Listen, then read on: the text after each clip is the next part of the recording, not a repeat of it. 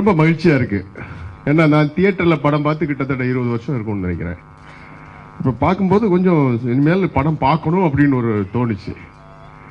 ஏன்னா அந்த ஆரம்பம் அந்த பேர் வச்சிருக்கதே கொஞ்சம் வித்தியாசமா இருக்கு சார். D3ன்றது நான் சினிமாவில் சம்பந்தம் இல்லாத, எனக்கு சினிமா பத்தி எல்லாம் அதிகம் தெரியாது.